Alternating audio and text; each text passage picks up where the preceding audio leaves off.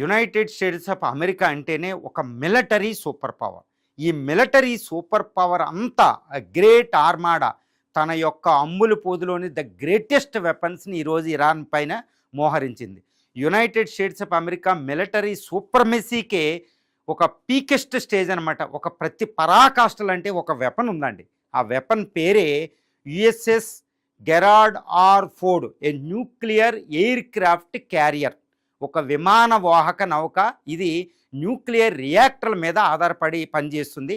దీన్ని లిమిటెడ్ ఎక్కడంటే ప్రపంచంలో ఎక్కడికైనా వెళ్ళగలిగిద్ది. దీనిపైన 100 యుద్ధ విమానాలు ఉంటాయి. అందులో F-35, F-22 రాప్టరు, F-16, F-18 Hornet, F-15 electronic వార్ఫేరు, ఇలాంటి ఎన్నో అధునాతనమైన యుద్ధ విమానాలు 100 దాకా ఉంటాయండి. దీన్ని ఏమంటారంటే యుఎస్ఎస్ గెరార్డ్ ఆర్ ఫోర్డ్ని ప్రపంచంలోనే అతిపెద్ద nuclear aircraft carrier ever built by human being. అంటే మానవ చరిత్రలోనే అంత అతిపెద్ద ఓడని ఎవ్వరూ నిర్మించలేదన్నమాట. అది యుఎస్ సూపర్మెసీకి, మిలిటరీ ఆధిపత్యానికి నిదర్శనమైన వెపన్ అనమాట. ఇలాంటి వెపన్ని అంటే యుఎస్ఎస్ గెరార్డ్ ఆర్ ఫోర్డ్ ఈరోజు పర్షియన్ గల్ఫ్లో ఇరాన్కి సమీపంలో మోహరించబడి ఉంది. ఇది ఎప్పుడైతే విరుచుకుపడుద్దో ఇరాన్ సర్వనాశనం చేయగల అతి శక్తివంతమైన వెపన్ అనమాట. మరి ఇప్పుడు ఈ గెరార్డ్ ఆర్ ఫోర్డ్నే టార్గెట్ చేస్తున్నాయి కొన్ని దేశాలు. ఇదే సర్ప్రైజింగ్ ఫ్యాక్ట్. అదేంటంటే చైనా తన యొక్క మిసైల్స్ని ఇరాన్కి ఇచ్చింది. రష్యా తన యొక్క మిసైల్స్ని ఇరాన్కి ఇచ్చింది. ఇరాన్ వెనకాల దొంగచాటుగా ఉండి, అంటే సికండి వెనకాల అర్జునుడు ఉన్నట్టు చైనా రష్యాలుండి గెరార్డ్ ఆర్ ఫోర్డ్ని నాశనం చేయబోతున్నాయి. ఇది అతి పెద్ద యుద్ధంగా పరిణమించబోతుందన్నమాట. అందుకే యునైటెడ్ స్టేట్స్ ఆఫ్ అమెరికా గత 1 నెలగా అక్కడ తటపటాయిస్తుంది ఇరాన్ అటాక్ చేయడానికి. ఇంకా యాంబివలెంట్గా యాటిట్యూడ్ అది మెయింటైన్ చేస్తుంది. ఎందుకంటే గెరార్డ్ ఆర్ ఫోర్డ్ యుఎస్ సూపర్మెసీకి, మిలిటరీ సూపర్మెసీకే పరాకాష్ట అయిన ఆయుధానికి ఏమాత్రం దెబ్బ తగిలినా అది ఇంకా యునైటెడ్ స్టేట్స్ ఆఫ్ అమెరికా సర్వనాశనమైనట్టేనండి. దానికి హ్యూమిలియేషను, ఘోరమైన అవమానం, ఇంకా యుఎస్ పతనం ప్రారంభమవుతుంది. అందుకే చైనా రష్యాలు ఎటువంటి వెపన్స్ ఎక్కుపెట్టినాయో తెలుసండి. దీన్ని ఏమంటారు? మూవింగ్ న్యూక్లియర్ సిటీ అంటారన్నమాట గెరార్డ్ ఆర్ ఫోర్డ్ని. 5,000 మంది నావికులు, క్రూ మెంబర్స్ ఉంటారు. న్యూక్లియర్ వెపన్స్ ఉంటాయి, 100 ఆటం బాంబ్స్ ఉంటాయి. అందులో న్యూక్లియర్ రియాక్టర్లు ఉంటాయి, 2 రియాక్టర్లు, ఎంతో ఏవియేషన్ ఫ్యూయల్ ఉంటుంది. 6 నెలల పాటు ఫుడ్ కూడా బయటికి వెళ్ళి తీసుకోవాల్సిన అవసరం లేదు. అంతటి శక్తివంతమైన ఎయిర్ క్రాఫ్ట్ క్యారియర్ మీద మిసైల్ వేయబోతున్నారు.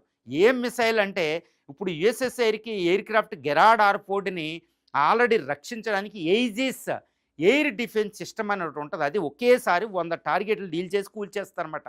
దానికి 10 కిలోమీటర్ల అవతల యుఎస్ స్ట్రైక్ గ్రూప్ ఉంటుంది. దానికి రక్షణగా కొన్ని షిప్లు ఉంటాయి. దాన్ని అటాక్ చేయడం అసంభవం.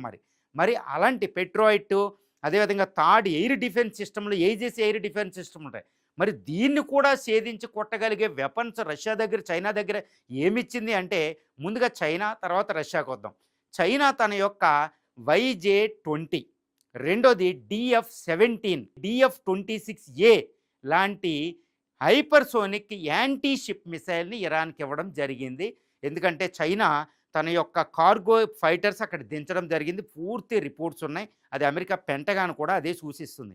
మరి YJ-20, ఈ DF-17, DF-26 ఏంటి అంటే ఇవి హైపర్సోనిక్ గ్లైడ్ వెహికల్స్. మ్యాక్ 10 రేంజ్తో వెళ్తే స్పీడ్ అనమాట. అంటే ధ్వని వేగం కంటే 10 రెట్లు అండి. అంటే 12,300 నుంచి 15,000 కిలోమీటర్స్ ఒక గంటకు పయనిస్తాయి. కాబట్టి ఇది ప్లాస్మాను కూడా ప్రొడ్యూస్ చేస్తాయి 3 స్థితులు దాటి అనమాట. అంటే మనకి గాలి, నీరు, ఘన అంటే దాటి 4వ స్థితి ప్లాస్మా. కాబట్టి రాడార్లు గుర్తించలేవు. ఈ యొక్క ఎయిర్ డిఫెన్స్ సిస్టమ్ అని గెరార్డ్ ఆర్ ఫోర్డ్ని, విమానవాహక నౌకని రక్షించే రాడార్లు దాన్ని గుర్తించే లోపే అది వచ్చి ఢీకొంటుంది అనమాట. కాబట్టి చైనా ఇచ్చే ఈ మిసైల్ YJ-20, అదేవిధంగా DF-26, DF-17 అనేవి ఇరాన్ అమ్ముల పొదులో అమెరికా ఎయిర్ క్రాఫ్ట్ క్యారియర్ నాశనం చేసే ఒక పొటెన్షియల్ వెపన్స్ అండి.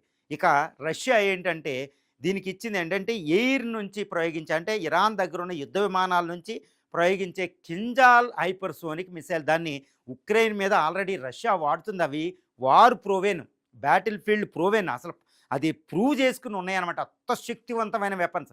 అక్కడ నాటో వెపన్స్ అడ్డగించలేకపోతున్నాయి. ఇంకా చైనా అంటే ఇంకా ప్రూవ్ చేయలేదు.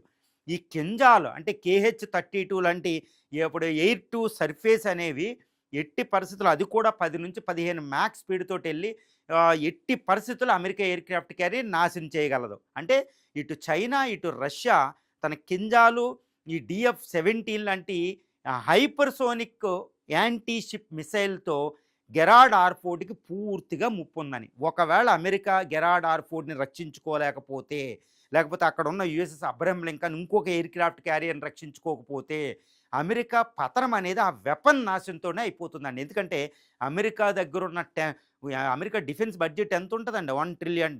మిగిలిన టాప్ 10 కంట్రీస్‌తో పోల్చినా దాని ఎక్కువనమాట. అంతటి డిఫెన్స్ బడ్జెట్ కలిగి, అందులో అత్యున్నతమైన పరాకాష్ట, ఆయుధాలకే పరాకాష్ట లాంటి గెరార్డ్ ఆర్ఫోర్డ్‌ని కొట్టేసినియి అంటే, కనీసం ఒక్క మిసైల్ వచ్చి తగిలినా ఇక అమెరికా అనేది అవమానం అన్నమాట. అమెరికాకి చాలా పెద్ద ప్రాబ్లమ్ అయిపోతుందది. కాబట్టి అమెరికా పతనం అయిపోతుంది. అమెరికా ఇంకొక అటాక్ చేయాలంటే భయపడుతుంది. అటు చైనా, తైవాన్ దగ్గర, అటు ఉక్రెయిన్ ఈ సమీపంలో ఇంకో యుద్ధానికి ఎళ్ళాలంటే భయపడుతుంది.